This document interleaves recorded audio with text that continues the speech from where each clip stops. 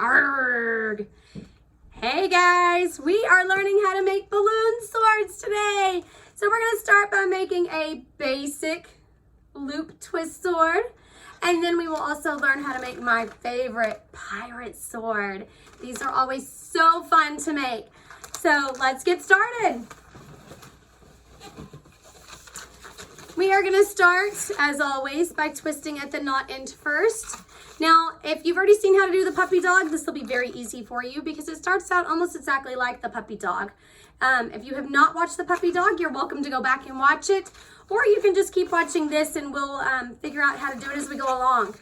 Now, in our other videos, we talked about leaving a lot of space uninflated on the tail end.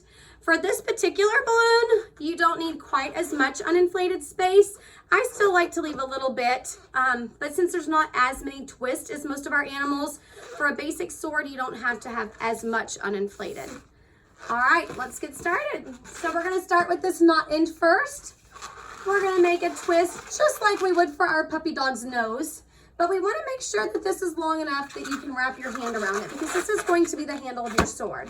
So you don't wanna make it too small of a bubble. Make sure it's a good size where you can put your hand on it. All right, and then just like you would for your puppy dog's ear, you're gonna make a small loop right here. And when you get that loop, you're gonna spin that loop around 3 or 4 times, just enough to kind of hold it in place. And then you're gonna make another loop almost exactly the same size, as close to the same size as you can get. If it's not exactly symmetrical, it's okay. No one's gonna notice, but you do wanna try to get it as close as possible. Now, oftentimes when I'm teaching balloon classes, I see that they make a loop here, and when they twist it, they don't come in quite close enough here. So we end up with a little bit of space left right here that's a little bit awkward, and we really wanna try to avoid that if at all possible. So what you want to do instead, when you make that loop, you want to twist this loop back into the exact same spot as where that other loop is. So go ahead and just wrap your fingers around that and give it a good spin 3 or 4 times. And you'll end up with what almost looks like a little elephant. And if that's what yours looks like, then you are doing okay. Now at this point, we're just going to kind of reposition it. So you're gonna pull your handle down, pull the blade of your sword up, and you've got your sword completely done. Now there's another way to do this exact same sword that I think is just a little bit faster. Most people prefer to do one loop and then the second loop because they can make sure their loops are the same size. For me, I think it's almost faster and easier to do it this way.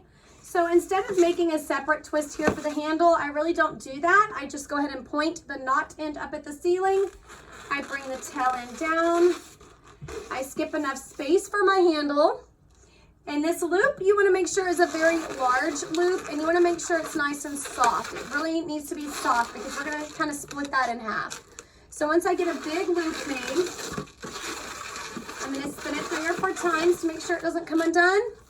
And from here, I want to find where the center is of my loop. So I'm going to kind of squish this together and give it a good squeeze so that I know which one is the top. And then I'm just going to hold it right here and give it a good spin. And that just separates one big loop into 2 smaller loops. I feel like it kind of saves the step, maybe, maybe not. I just feel like for me it's a little bit faster. So you're welcome to try that one as well. All right, now we're gonna do our pirate sword. If you wanna keep on watching, I'll show you how to do that.